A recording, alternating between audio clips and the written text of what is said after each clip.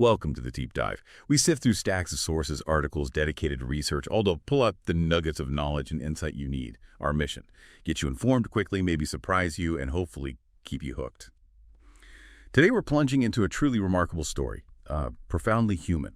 It's the story of Wallace Wallo 267 Peeples. And when you first hear about Wallo's life, his trajectory, it's easy to see this like meteoric rise, right? A figure who just seemingly catapulted himself to unforeseen levels of social impact, cultural influence, and success. There's this immediate impression that maybe, just maybe, it was some kind of stroke of serendipity that launched him. You know, from decades behind bars to this position of global influence. But with that first impression, it really only scratches the surface. Right. And that's exactly the perception we kind of need to challenge, maybe even dismantle right from the start here. While the outcome, his transformation, it might look sudden, maybe even accidental from the outside. Our deep dive, looking at the sources, it reveals a very, very different story. Wallo's journey was, it was anything but accidental. It was meticulously planned. It was fueled by this really profound and conscious shift in his philosophy that genuinely began to take root, to flourish long before he actually walked out of prison. So this idea of him being catapulted, it suggests like a lack of control, right? But Wallo's story, as we're going to unpack today, it's defined by this deep intentionality, an unwavering resolve, and frankly, years and years of disciplined internal work. So we're not just talking about, a personal turnaround story. We're talking about an evolution from a kid who was heartbreakingly labeled criminal-minded by school counselors into this multi-hyphenate, right? Entrepreneur, mega social influencer, dedicated activist, a 3-time TEDx speaker. It's an extraordinary arc. It genuinely redefines what seems possible. Indeed it does. And our mission really for this deep dive is to explore how Wallo's intensely personal journey, his redemption, it's not just about him. It's not merely a tale of individual success. It's inextricably linked to his broader public advocacy, his extensive community work. His story sets this powerful precedent really for how individuals, especially those who've, experienced incarceration, how they can leverage their past experiences, even the really difficult, challenging ones, to drive significant, widespread social good. His achievements, they aren't just measured in like dollars or followers. They are consistently framed by his profound social impact and cultural influence. He's actively challenging and redefining what success and influence even mean in this context. Yeah, it's a narrative that's just overflowing with these huge themes: profound accountability, unyielding resilience, the relentless pursuit of cultural change. His transformation, it didn't just redeem him personally, it genuinely inspired millions, and it's actively contributed to tangible systemic reform within the criminal justice landscape. It's a powerful, complex story. So yeah, it's time to dig in. Okay, let's unpack this. All right, so to really get the essence of Wallo's journey, we absolutely have to go back to the beginning. Wallace Peeples, born 1979, he grew up in North Philadelphia. A challenging environment for sure, but also vibrant. He was primarily raised by the women in his life. His mother, his brothers were there too, and his grandmother, all within a community grappling with some deep socioeconomic complexities. Yeah, and a critical piece, almost foundational really in his early development, and one that cast this remarkably long shadow, was the absence of his father, Wallace Roundtree. His father was described, in the sources as a street hustler in North Philly, and he disappeared from Wallo's life when Wallo was just 2 years old. This void, this fundamental absence, combined with the sort of lingering reputation his father had on the streets, it created this immense, almost unspoken pressure on young Wallo. He felt kind of compelled, to emulate that success and reputation his father had on the streets. It set this very specific and ultimately, destructive aspiration for him, chasing a legacy he barely knew. And Wallo himself, he's been incredibly open about this. He described how deeply attracted to the street culture he felt, even as a young boy. He remembered seeing a lot of dudes winning on the street level, and he genuinely came to believe that winning on the street level, that was the path. The only path, maybe, to gain attention and the allure that came with it. The women, the approval, the acceptance. It wasn't just about cash, it was fundamental. Identity, belonging, getting recognition that felt powerful and crucially accessible right there in his neighborhood. And this attraction, this perceived path, quickly turned into, negative actions. His first brushes with the law came incredibly young. His first criminal conviction, he was just 10 years old. 10? That's really young. Astonishingly young. Think about what most kids are doing at 10. And then, disturbingly, just 9 days after his 11th birthday, like a week and a half later, he's arrested for snatching a gold chain. And it wasn't just a one-off thing. His teenage years, tragically, were marked by this really disturbing pattern, frequently in and out of juvenile detention centers. It paints this picture of a young life already caught, struggling. And if that cycle wasn't bad enough, the sources point to something even more disheartening.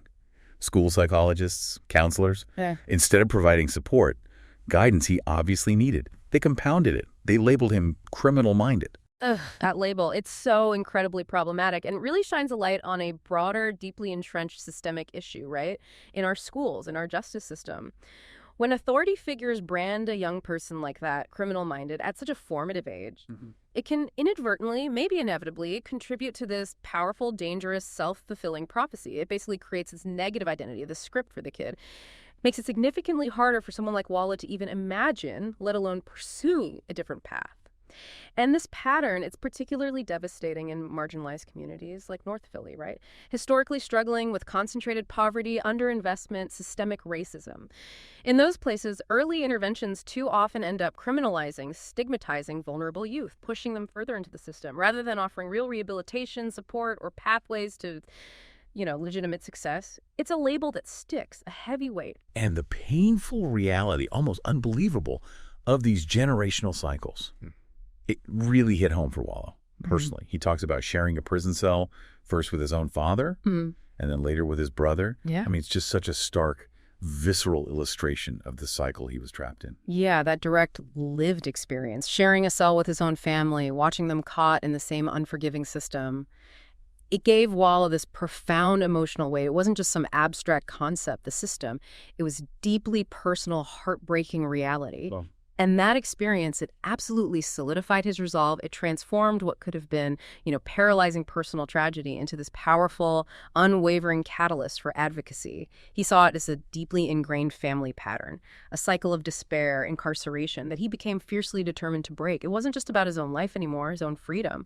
It became about preventing others, especially kids from similar backgrounds, from falling into that same trap. It shifted from personal survival to, collective responsibility. So Wallo's path into the criminal justice system, it wasn't like a sudden fall. It was more this steady, almost predictable escalation. Started, like we said, petty crimes at 11. He said it gave him a rush. Those early brushes quickly became repeated stints in and out of Philly's juvenile detention system through his teens, clearly showing this deepening entanglement with street life and, an inability to break free. Right. And as often happens, right, his luck on the streets involving petty crimes, as he put it eventually ran out. This dangerous progression, it culminated in him participating in an armed robbery. He was still just 17. This wasn't just another incident. This was the turning point, the big one, the act that sent his life in a drastically different, far more restrictive direction. The stakes just got astronomically higher. And the consequences were severe, almost unfathomable for someone that young.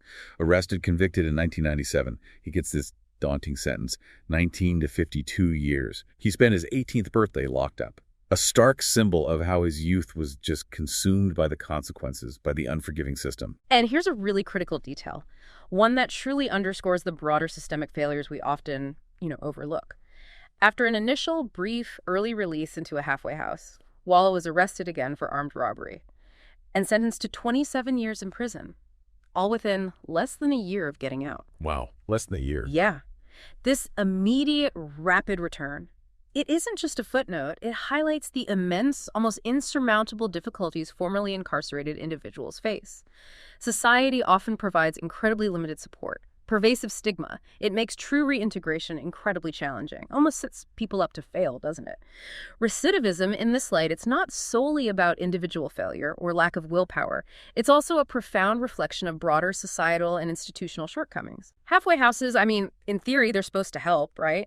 But they frequently fall short. They don't address the deep environmental pressures, the lack of real economic opportunities, the huge psychological recalibration needed for successful reentry. His attraction to street culture, like he said, it stemmed from seeing dudes winning on the street level. He wanted that attention and the allure. And the context is so crucial here. Growing up in a historically black and chronic high-poverty area, plagued by police violence, gentrification creeping in, income inequality, deep structural racism, you just can't ignore those broader forces. Exactly. And what's compelling is the complex mix of motivations. Wallo's descriptions of the rush from petty theft, the feeling of winning. It wasn't just about money, though that surely played a role in an impoverished area. More profoundly, it met these deeper psychological needs, right? For excitement, a sense of power, recognition, and crucially, accomplishment. Things often missing or totally inaccessible through legitimate channels in places like North Philly. That rush from crime, you could almost see it as a coping mechanism, a perceived alternative path to success or self-worth when the conventional routes are effectively blocked by systemic barriers, by deep inequities. Connecting his individual choices to that broader socioeconomic and racial landscape, it gives us a much more empathetic, nuanced understanding of his early path. It wasn't just bad choices. It was a desperate search for identity, for validation within a really constrained reality. So after those early brushes, the escalations, the severe consequences really hit home. Wallo ends up serving 20 years in and out of the prison system. Finally gets released in 2017. That initial sentence in 97, 19 to 52 years, it basically ate up his entire young adulthood, his early middle age. A huge chunk of life just lost behind bars. And the emotional, the psychological toll he describes, it's profound, almost impossible to fully grasp unless you've lived it, I imagine. Wallo called prison an unbelievable place, said it was hard to describe, an emotional roller coaster. He talks chillingly about being forced to normalize extraordinary violence just to stay sane and survive, witnessing people stabbed, killed regularly. Imagine that level of daily threat, the constant dehumanization, the pressure to stay vigilant while trying to hold on to some shred of your humanity. It's an environment designed to strip everything away. In one of his greatest lows, a truly devastating personal tragedy that just resonates.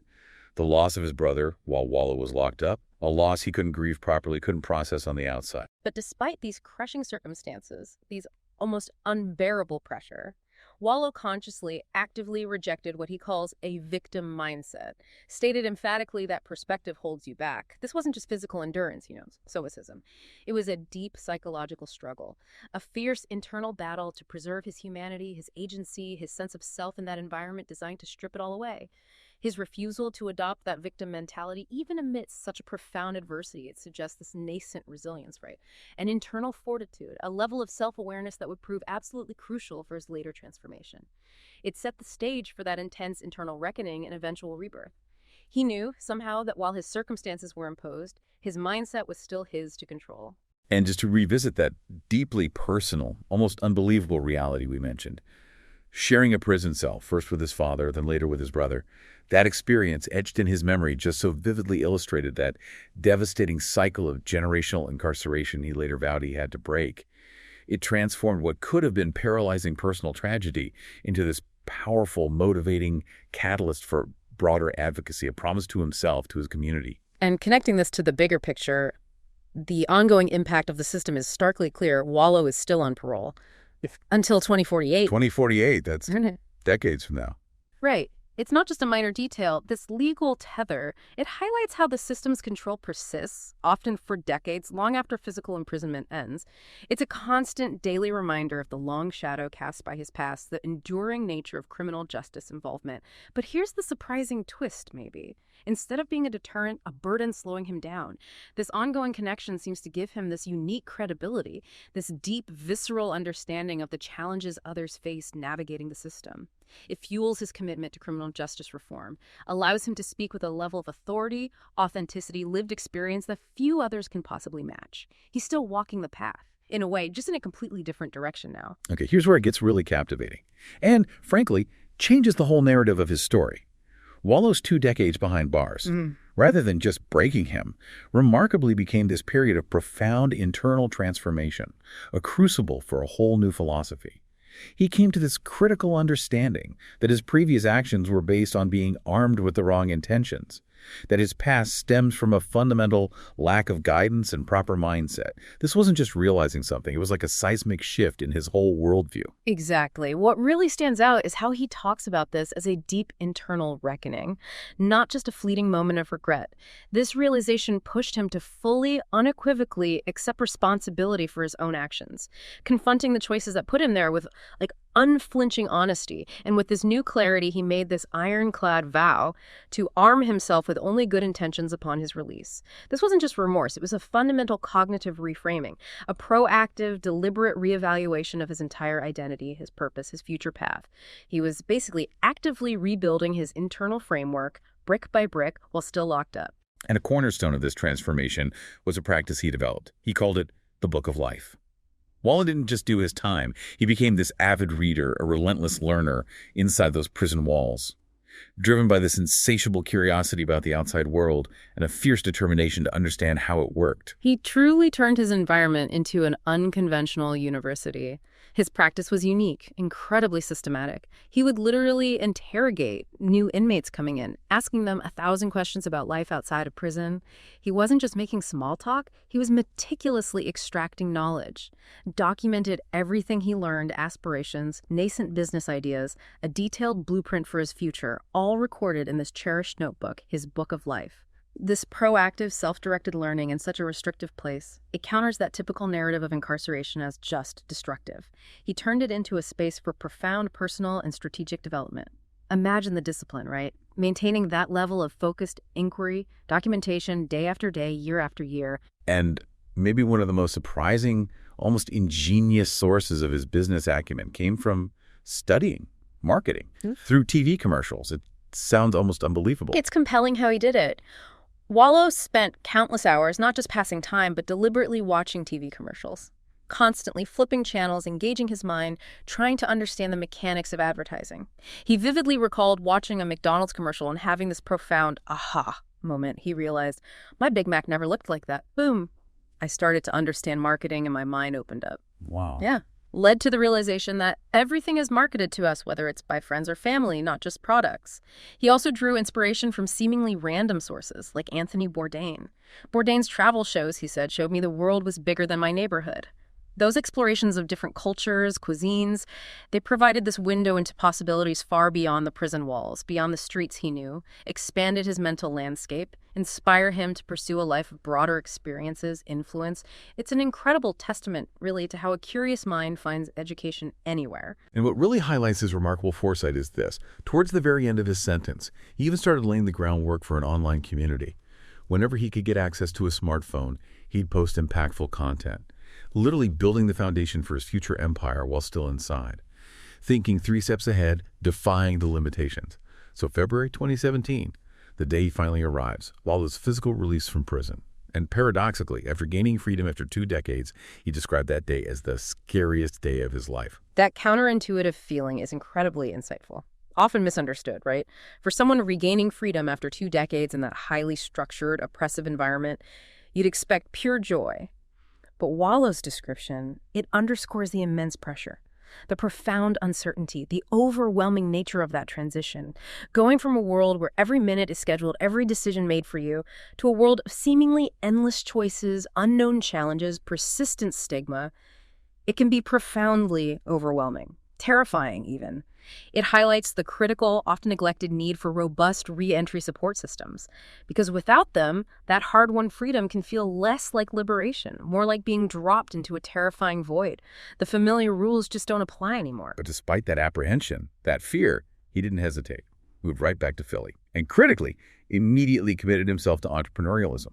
Armed with that clear vision he'd painstakingly forged inside. No hesitation, no wavering. His initial moves were pure grassroots entrepreneurship, deeply rooted in the community he knew so well. Started selling T-shirts hand-to-hand on the streets of North Philly. But this wasn't just about selling shirts. He used those interactions as opportunities to connect, to share his raw personal stories, the hardship, the triumph. His objective was powerful, clear, inspire and motivate others facing similar struggles, offer hope where maybe there seemed to be none.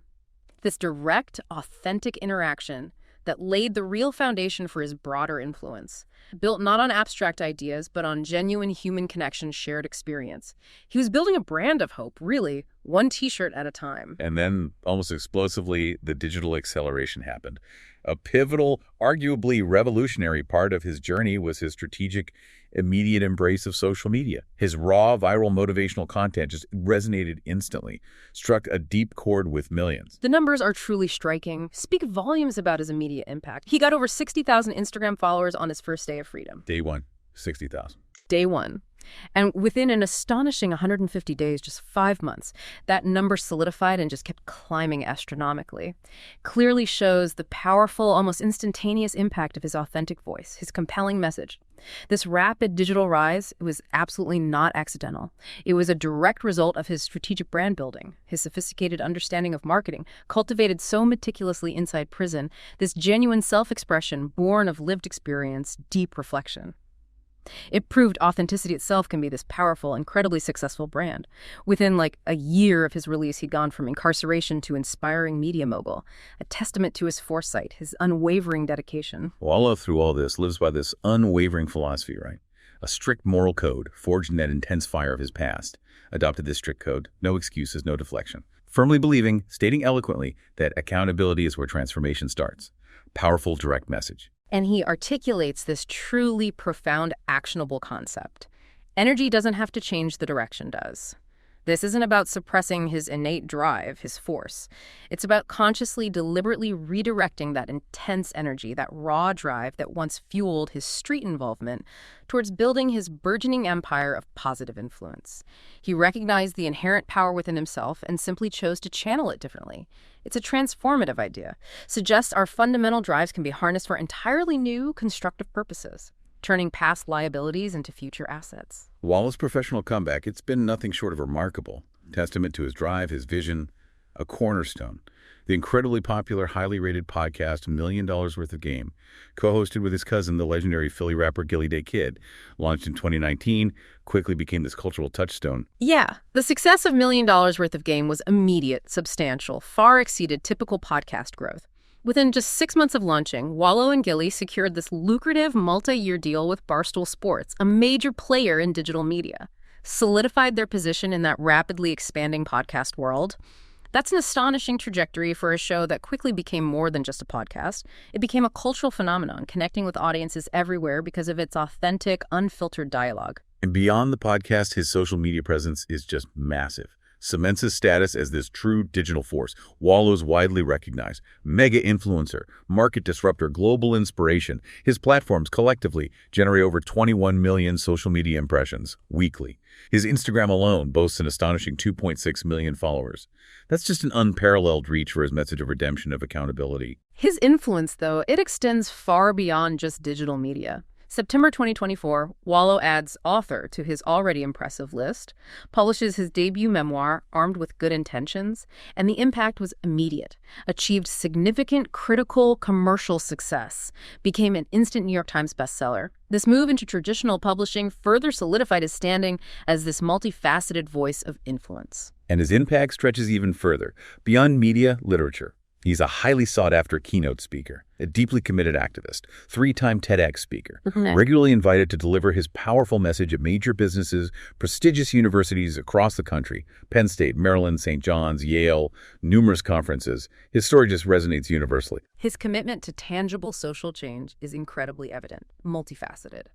He's the visionary founder of YouTube Avenues, an innovative educational program designed specifically to empower content creators in underserved markets, giving them tools, knowledge to succeed digitally. And crucially, he now serves as the Chief Marketing Officer, CMO of Reform Alliance, that groundbreaking national organization dedicated to fundamentally transforming archaic probation and parole systems across the U.S. A significant role he was appointed to in February 2024 allows him to directly influence policy, systemic change. Plus, he has his own ARPL and SNHOTLS clothing brand, showcasing his diverse, expansive entrepreneurial spirit. What's truly remarkable about Wallo is that unique currency of his lived experience, his unparalleled ability to transform his deeply personal, often harrowing story into this powerful force for inspiration. Coupled with his incredibly captivating storytelling, his high-energy presentations, that's precisely what allows him to connect so profoundly with such diverse audiences. It's not just hearing a story, it feels like an experience. His trademark honesty, his raw, unfiltered storytelling, absolutely central to this profound connection. Wallo's willingness to share his vulnerabilities, his past mistakes, his genuine lived experiences with such candor.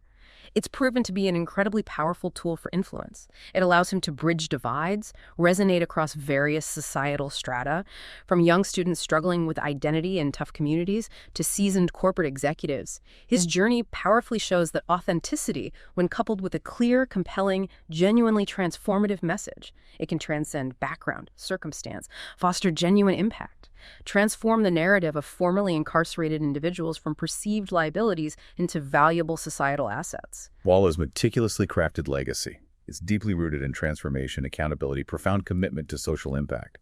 His personal journey, starting in despair, tragedy, evolving into one of sage wisdom, unparalleled influence, truly serves as this enduring inspiration for millions globally. At the very core of his message is that unwavering belief born from his own journey that everyone has their own journey. You can do incredible things.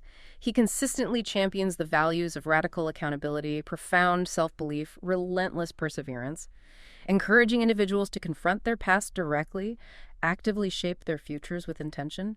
This isn't just abstract theory. It's philosophy forged in the crucible of his lived experience. Makes it incredibly potent, relatable. His influence extends significantly, concretely, into that critical realm of criminal justice reform. As CMO of Reform Alliance, he plays this pivotal role in an organization dedicated to fundamentally transforming probation and parole systems nationwide. A core, deeply impactful aspect of his work involves amplifying those often silenced voices, the critical narratives of justice-impacted individuals, ensuring their experiences are heard, understood, considered by the broader public, and crucially, by policymakers. And this isn't just aspirational talk. There are very tangible, measurable results. His collaborative efforts with figures like Meek Mill have yielded significant fundraising, securing an impressive $24 million for criminal justice reform efforts. Furthermore, their legislative advocacy led to concrete successes like passing SB 838 in Pennsylvania. This bill, for instance, significantly reforms the state's probation system, caps probation terms, ends extending probation for minor technical violations, creates clear pathways to early termination for good behavior. This tangible legislative change really raises an important question, doesn't it? About how deeply personal experience, when channeled effectively, strategically, can directly influence public policy, create widespread systemic change. Wallow's work, particularly with reform, it expands the definition of success beyond just, avoiding reincarceration. It focuses on unleashing human potential, creating real pathways to work and well-being for individuals impacted by the justice system. It's about so much more than just keeping people out of prison. Exactly. What's compelling here is that this comprehensive approach significantly expands that traditional definition of successful reentry.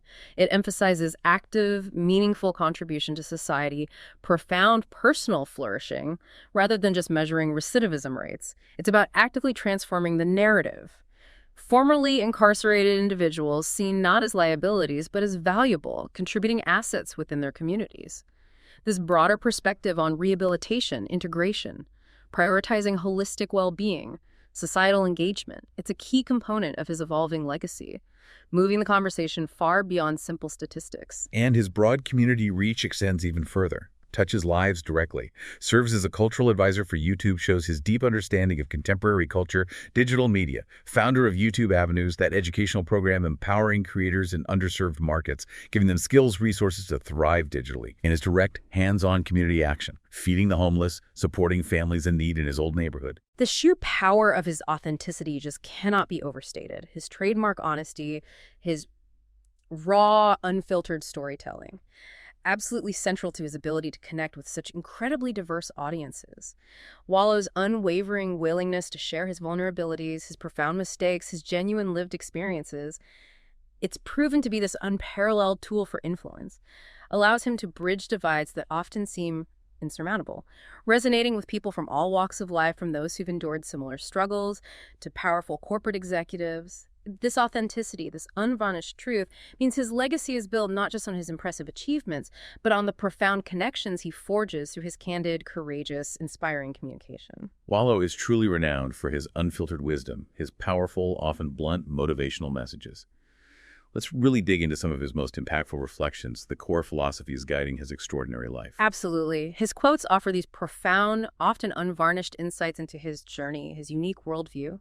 Let's start with a foundational one, born from incredibly hard lessons. He states plainly, "It costs too much to be a criminal." It costs too much to be a criminal. So concise, yet carries such a heavy weight of personal experience. It's not just moral, it's pragmatic truth from decades lost. Precisely. Encapsulates that hard economic, personal lesson from decades locked up, lost opportunities, emotional toll, constant fear. He understood the real, tangible price paid, not just by him, but by his family community.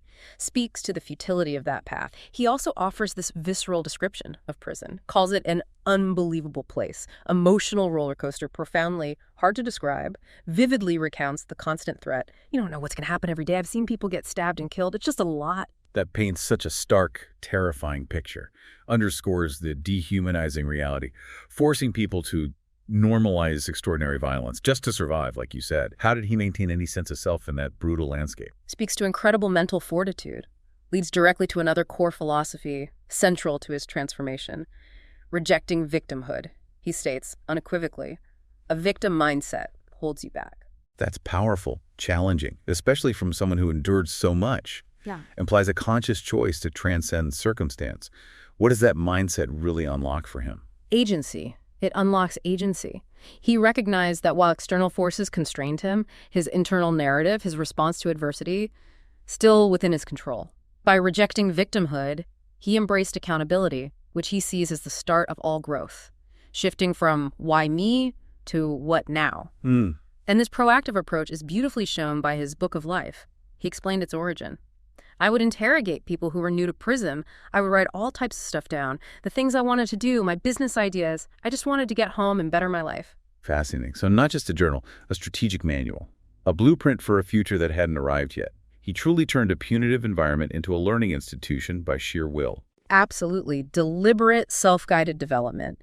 Literally extracting knowledge from limited resources, meticulously planning his escape from his past identity. His unconventional education also included that intense study of marketing, put it so simply. I would sit in my cell and watch commercials all the time. I started to understand marketing and my mind opened up, and the profound realization, everything is marketed to us, whether it's by friends or family. Extraordinary insight, especially for someone in prison. To see beyond the product, understand the underlying psychology of influence, persuasion, speaks volumes about his innate business acumen even before he had a business. Truly does. Recognize human interaction, social dynamics, even personal relationships are, in a sense, all about marketing. This deep understanding let him build his brand so effectively upon release. Already fluent in the language of connection, influence, and on building his platform upon release, his motivation was deeply authentic. Said, I just came home and started putting videos out.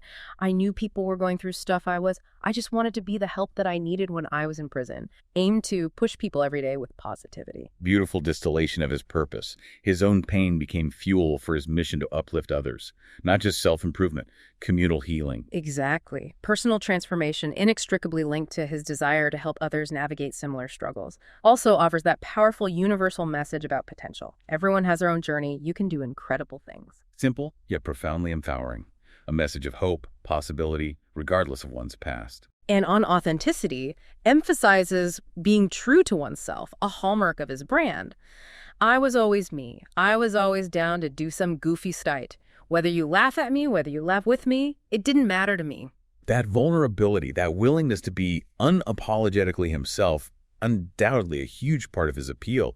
Disarms people, builds genuine connection. And speaks to his core philosophy of channeling energy. Powerfully asserts, energy doesn't have to change, the direction does. I just kept being me. Highlighting his ability to channel past destructive impulses into constructive endeavors, taking the same drive, pointing it toward radically different goals. Wallo also challenges the conventional risks of street life, offering a challenging perspective on how we define risk. Says, we run down the block, shoot somebody, do this craziest, but we never take risk on living and just living life. I'm just living life the best way. I don't care if you like it or you don't. Profound reframe. Highlighting the greatest risks aren't always the ones society labels dangerous, but maybe the failure to truly live authentically, pursue positive growth. It's a call to reevaluate our comfort zones. And his core principle, accountability, is stark, unwavering. I'm accountable for my sand.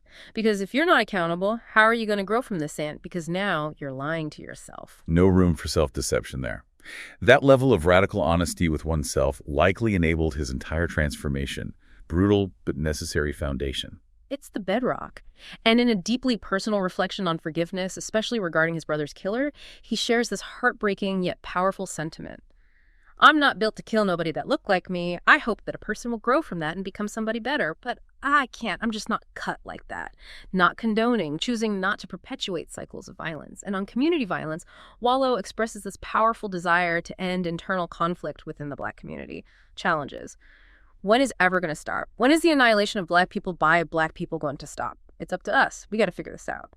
So I'm just trying to lead by example. Direct call to action. Demonstrates his leadership extends far beyond just his personal narrative, actively engaging with the most painful challenges facing his community. Indeed. Raw, honest plea for internal change. And finally, his sharp business foresight is evident in his observation when Spotify started investing heavily in podcasts. Recalled. Spotify allocates $400 million to a podcast in the first quarter of 2019. I say, DN, they're giving out this paper. Next thing you know, it was on. Amazing. Didn't just see a trend, saw a direct, tangible opportunity, moved swiftly to capitalize. Speaks to his relentless entrepreneurial spirit, clearly cultivated even in prison. Despite Wallo's widespread success, his immense influence, undeniable positive impact, his life continues to be profoundly shaped by the long-term consequences of his past, the enduring reach of the criminal justice system. He remains on parole until 2048. This truly raises an important question, doesn't it? About the enduring nature of the system's reach and what true freedom actually means. What this means, practically, is this ongoing legal status affects his daily life, professional endeavors. It's a powerful, constant reminder of the system's control, even for someone as incredibly successful, influential as Wallo. He is, in fact, actively pursuing a petition to reduce or entirely remove this parole obligation, a significant part of his current efforts, a bureaucratic hurdle he's still navigating, despite everything. But what's truly compelling here, he frames this ongoing challenge not as a deterrent, remarkably, but as a powerful catalyst. His continued direct connection to the system gives him unique credibility, an incredibly deep first-hand understanding of the pervasive challenges faced by countless others still trapped within its complexities. This, in turn, fuels his unwavering commitment to criminal justice reform, significantly amplifies the voices of system-impacted individuals, gives his advocacy a raw, undeniable authenticity few others can claim. So as we wrap up this deep dive, what does it all mean? Wallo's journey, from a life once tragically defined by incarceration to one of immense positive impact, widespread influence. Truly a living testament to profound, radical transformation. He's not merely a survivor, he's a visionary architect of his own destiny. It's incredible to witness. His success clearly wasn't a lucky break, not a mere catapult to freedom. It was the undeniable culmination of years of disciplined internal work, rigorous self-education, remarkable strategic foresight. He hasn't just escaped his past. He has fundamentally redefined what redemption, what success can look like, not just for himself, but for countless others who now look to him as a blueprint for change. Exactly. He's not merely avoiding recidivism. He's actively contributing to systemic change on a national level, providing a tangible, accessible blueprint for others seeking to navigate similar paths. He stands as this living example of how profound self-directed preparation and an unwavering commitment to personal accountability can lead to unparalleled impact, even when the shadow of the past remains. What truly stands out to you, our listener, about Wallo's astonishing ability to turn profound adversity into this undeniable force for good? He described the day of his release as the scariest day of his life, and incredibly, he remains on parole until 2048. What does his powerful, complex story challenge us to consider about the true nature of freedom and our collective societal responsibility for the successful reintegration of justice-impacted individuals? How can we, as a society, empower more individuals to leverage their past experiences for broader social good, even when the system itself maintains such a long, enduring hold on their lives? It really raises an important question for all of us to consider.